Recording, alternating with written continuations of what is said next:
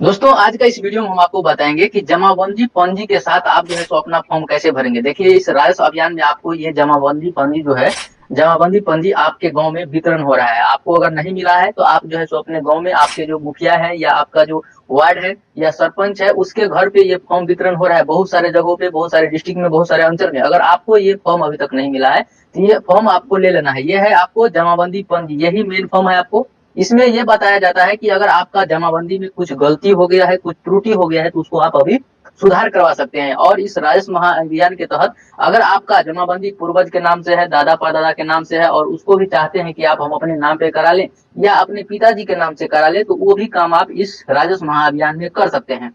तो देखिए यही जमाबंदी पंजी है, कैसे इसको भरा जाता है वो सारा जानकारी हम आपको पूरे डिटेल में अच्छे से बताने वाले हैं कि आखिर इस जमाबंदी पंजी को कैसे भरना है। तो देखिए यहाँ पे सबसे पहले अगर हम बात करें तो यहाँ देखिए लिखा हुआ है जमाबंदी पंजी प्रति, ठीक है। ये आपको अगर आपका जमाबंदी ऑनलाइन में है तो आपको अंचल कार्यालय से मिलेगा। अगर आपका ऑफलाइन में है तब जाके ये आपको नहीं मिलेगा। तब क्या होगा, आपको जो है सो जमाबंदी उत्तराधिकारी दाखिल खारिज फॉर्म आपको भरना पड़ेगा। देखिए जैसे अगर आपका नहीं है ये देखिए उत्तराधिकारी दाखिल खारिज याचिका, ये फॉर्म आपको भरना पड़ेगा। और अगर आपका जमाबंदी पंजी है तब जाके आपको जो है सो कौन सा फॉर्म भरना है वो भी हम आपको बताते हैं। देखिए यहाँ पे देखेंगे तो इस फॉर्म के साथ आपको ये वाला फॉर्म आपको भरना है। अगर आप देखेंगे बहुत सारे डिस्ट्रिक्ट में, बहुत सारे अंचल में ये जमाबंदी वितरण हो गया है और ये वाला उसके साथ फॉर्म दिया जाता है। इसके साथ आप देखेंगे तो 4-5 पेज रहेगा,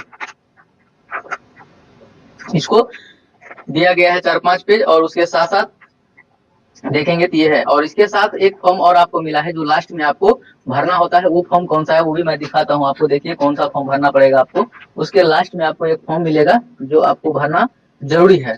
तो देखिए ये जो है फॉर्म हम आपको दिखा रहे हैं, ये आपका फॉर्म है जो है सो अभी प्रमाणित शपथ पत्र। ये फॉर्म भी आपको क्या होगा उसके साथ आपको भर के जमा करना होगा। तो आइए हम सभी फॉर्म को एक एक करके भरते हैं। कैसे आके भरना है इस फॉर्म को भी हम आपको बताएंगे। तो देखिए यहाँ पे आपने देख लिया ये फॉर्म भरना है तो सबसे पहले आपको क्या करना है, आपका जो ये जमाबंदी पंजी है सबसे पहले इसको सही से पढ़ना है। इसमें अगर कोई गलती है तो इसको सुधार आप करवा सकते हैं। हम एक एक स्टेप बताएंगे। बहुत सारे लोग कमेंट करते हैं कि 2 भाई हैं, 3 भाई हैं, कैसे भरना है, दादाजी को 2 भाई था, चाचा जी को 2 बेटा है। देखिए सारा हम अच्छा से आप लोग को बताते हैं लेकिन आप लोग वीडियो क्या करते हैं, पूरा नहीं देखते हैं। वीडियो पूरा देखिएगा तब जाके समझ में आएगा। और अगर वीडियो आपको अच्छा लगता है तो आप लोग लाइक नहीं करते हैं, कमेंट नहीं करते हैं और शेयर भी नहीं करते हैं। चैनल को कम से कम सब्सक्राइब कर लीजिए अगर आप पहली बार हमारे चैनल पे वीडियो देख रहे हैं। तो देखिए यहाँ पे जमाबंदी पंजी प्रति लिखा है। अगर देखेंगे तो यहाँ लिखा है अगर जमाबंदी में कोई अशुद्धि है तो उसके नीचे दिए गए खाली स्थान में लिखें।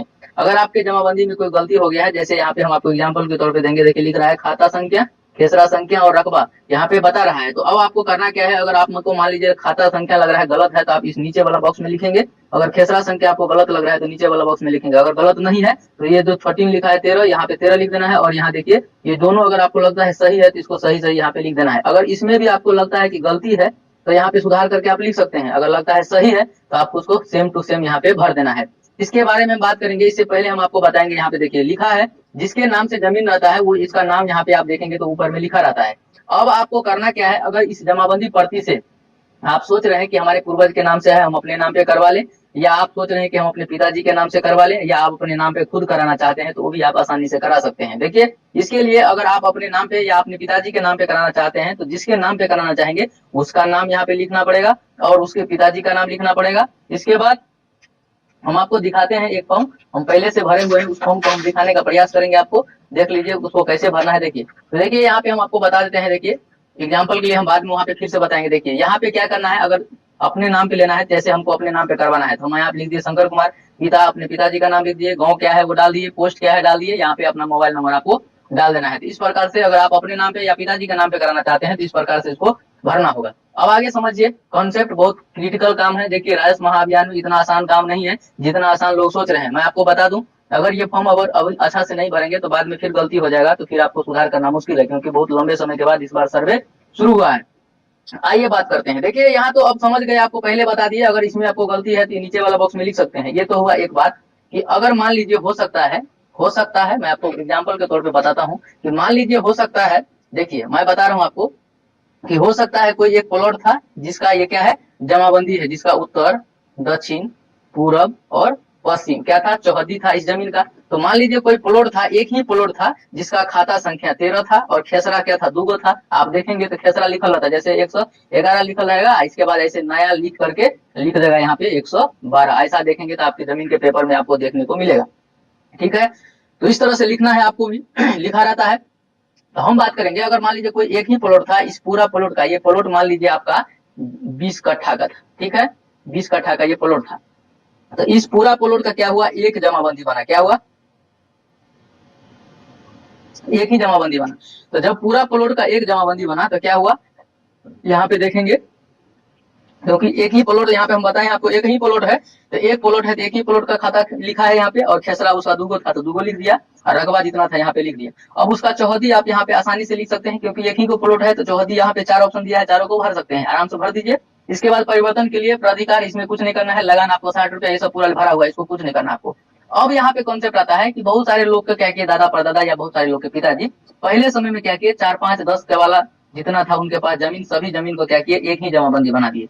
तो जब मान लीजिए आपके पास 10 के वाला या 5 के वाला या 15 के वाला का जमाबंदी एक ही जमाबंदी बनाया गया, तो क्या हुआ, अब जो है सो यहाँ पे मान लीजिए अगर आपका कुछ हो सकता है, जितना के वाला है 10 या 8 या 5, उसमें से कोई 2-3 के वाला का जो जमाबंदी है, मतलब खाता खेसरा है, वो गलत लिखा गया है। तो यहाँ पे तो 2 ऑप्शन दिया है, खाता यहाँ गलत है तो यहाँ लिखिए, इसको लिखिए, इसको लिखिए, तो 2 ही ऑप्शन है। तो अब इस केस में क्या करना है, यहाँ पे आपको कुछ नहीं करना है, ठीक है। अगर आपका खाता खेसरा में गलती है तो देखिए, हम आपको एक और एग्जांपल देने का प्रयास करेंगे। देखिए खाता खेसरा कैसे गलती रहता है, देख लीजिए एक बार फिर से यहाँ पे देखिए। बहुत सारे लोग ऐसे हैं जिनका खाता 0 खेसरा भी 0 लिख रहा है, ठीक है, खाता और खेसरा दोनों दिख रहा है, लेकिन इस जमीन का अगर हम बात करें तो ये जमीन क्या है, कम से कम 7-8 के वाला का जमीन है, जिसका टोटल 90 डेसिमल है, ठीक है। तो ये क्या किया है, यहाँ खाता खेसरा 0 हो गया है। तो अब मान लीजिए 7-8 के वाला का है, तो यहाँ पे हम कैसे सुधार करेंगे, 2 बॉक्स में तो नहीं हटेगा। चौहदी भी 2 का जमीन, एक जमीन का दिया है, एक ही जमीन का जो दिया है तो एक ही जमीन का हम चौहदी लिख सकते हैं। तो ऐसा तो नहीं है हमारे पास, मान लीजिए अगर 10 के वाला, 8 के वाला, 5 के वाला है, तो उस केस में आप कैसे भरेंगे। सिंगल के वाला है, सिंगल मतलब प्लॉट है, जैसे हम आपको बताएं, अगर सिंगल प्लॉट का एक ही जमाबंदी है तब आप जाके ये जवाबी भर सकते हैं, सारा कुछ कर सकते हैं। अगर नहीं है तब आपको अलग अलग भरना पड़ेगा। कैसे भरना है वो हम आपको समझाते हैं, देखिए। तो अब आपको समझ में आ गया होगा कि गलती कहाँ कहाँ हो रहा है लोगों को, मैं बता दूं आपको। देखिए अब ये तो समझ गए आप कि अगर एक ही प्लॉट का जमाबंदी है, खाता खेसरा है, तब तो ठीक है। अगर 4-5 के वाला का है तो आइए अब आगे बढ़ते हैं। देखिए हम अच्छे से बताएंगे, थोड़ा सा वीडियो लंबा होगा, आप लोगों को ध्यान देना है और वीडियो को अच्छे से वॉच करना है, तब जाके आपको समझ में आएगा कि आखिर कैसे करना है। देखिए यहाँ पे देखिए, हम बात करते हैं यहाँ पे, यहाँ देखिए, यहाँ क्या है, अगर कोई खेसरा छूट गया है तो उसे यहाँ भरें। बता रहा है आपको कि अगर आपका कोई छूट गया है तो यहाँ पे आप भर सकते हैं। तो उसके लिए क्या करना है आपको, मैं बता दूं, हम आपको पहले से भी बताया हूँ। देखिए देखिए, तो अब क्या करना है, मान लीजिए आपका खाता छूट गया है या खेसरा छूट गया है, तो अब इस केस में आप क्या करेंगे। तो देखिए हम आपको फिर से बता रहे हैं, इस केस में आपको हम बता देते हैं एक बार फिर से। देखिए इस केस में भी आपको वही काम करना है। देखिए हम इसी वाले फॉर्म पे फिर से हम आपको भरते हैं, इसको हटाते हैं, इसको लास्ट में फिर से एक बार हमको रिविजन बताना पड़ेगा आप लोग को, ठीक है। तो अब आइए देखिए, यहाँ क्या करना है। देखिए ये जो खाता है खेसरा है, अब क्या करना है, आपका एक प्लॉट है, किसी एक प्लॉट का क्या करना है, पहले खाता मान लीजिए 18 है तो लिख दीजिए, खेसरा मान लीजिए 105 है, और इसके बाद यहाँ पे लिख दीजिए 106, ठीक है। अब दूसरा का यहाँ 19 है या 20 है, 21 है, कुछ भी हो सकता है। यहाँ मान लीजिए 12 है, यहाँ 18 है, यहाँ आपका मान लीजिए 25 है। यहाँ पे क्या करना है, आपका जो है जो केवाला का हम बता रहे हैं आपको, खाता खेसरा संख्या रहता है, मान लीजिए यहाँ पे 105 है, और यहाँ पे 100, यहाँ पे आपको 63 है। इस तरह से मान लीजिए अगर है आपको, तो क्या करना है, ऐसे केवाला इसमें जो खाता संख्या है भर देना है, इसमें खेसरा संख्या इसमें भरना है।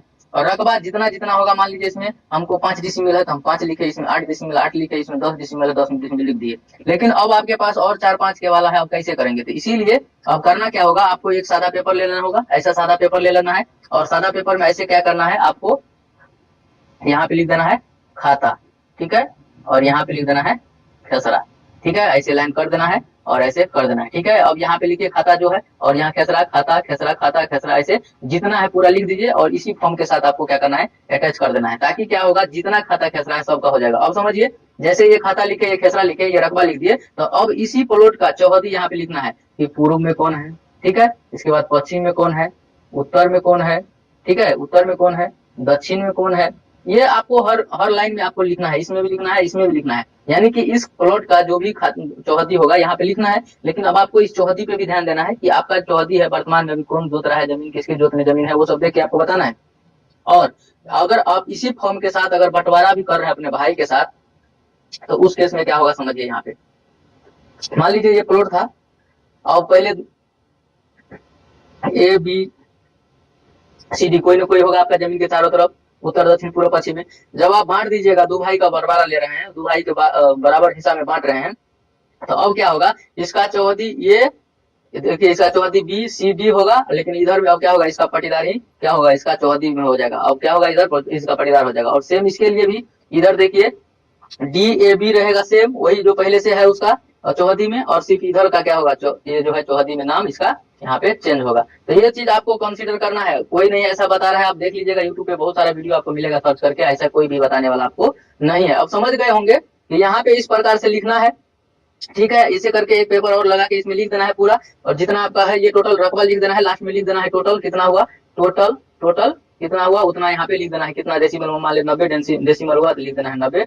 डिसमिल, ठीक है, लिख देना है यहाँ पे। अब क्या करना है, इसके साथ जो फॉर्म भरना है उसको समझिए कि कैसे भरना है। देखिए वीडियो मेरा थोड़ा बड़ा रहेगा, लेकिन आपको जो है तो बराबर जानकारी मिलेगा, कैसे भरना है सारा जानकारी हम आपको देंगे इस वीडियो में। देखिए तो देख रहे हैं यहाँ पे लिखा है बंटवारा उत्तराधिकार बंटवारा के साथ उसमें माध्यम से दाखिल खारिज याचिका प्रपत्र, यानी कि आप अपने पूर्वज का जमीन या अपने पिताजी का जमीन अपने नाम पे आप करवाना चाहते हैं, तो ये प्रपत्र आपको भरना पड़ेगा। यहाँ पे पूछ रहा है सेवा में, यहाँ अंचल अधिकारी, तो यहाँ पे आपको अपने अंचल का नाम लिख देना है यहाँ पे, ठीक है। और अंचल का नाम यहाँ लिखना है। इसके बाद महाशय मैं, आप किसके नाम से इस जमीन को करवाना चाहते हैं, किसके पिताजी के नाम से या अपने नाम से, तो यहाँ पे आपको अपना नाम लिखना है। इसके बाद आपके पिताजी का क्या नाम है वो लिखना है यहाँ पे, या पुत्र का, आपकी माता है जो भी है तो उसका आपको लिख देना है। तो रिलेशन क्या है, पुत्र का है तो लिख देना है पुत्र में, टिक करना है और यहाँ पे अपने पिताजी का नाम लिख देना है। यहाँ पे ग्राम लिखना है, यहाँ पर आपको डाकघर, यहाँ थाना, यहाँ अंचल, यहाँ जिला, यहाँ पिन कोड, यहाँ पे मोबाइल पूछ रहा है तो यहाँ पे आपको मोबाइल नंबर डाल देना है। आगे बढ़िए, हित अर्जित करने का माध्यम, बंटवारा उत्तराधिकार बंटवारा, हित अर्जित करने से संबंधित साक्ष्य का विवरण। आप जो ये जमीन अपने नाम पे करवाएंगे उसके लिए आपको क्या है, विवरण भर के देना पड़ेगा। यानी कि आपका जो दस्तावेज का प्रकार है वो किस प्रकार का है, मान लीजिए वाला है या खतियानी जमीन है, किस प्रकार का, यहाँ पे आपको लिखना है। दस्तावेज का संख्या, उसपे दस्तावेज जो रहता है उसके ऊपर में लिखा रहता है नंबर, वो नंबर डालना है। दस्तावेज का दिनांक, कब आपका जो है जमीन का जो है रजिस्ट्री हुआ तो पेपर पे लिखा रहता है, यहाँ पे डेट लिखना है।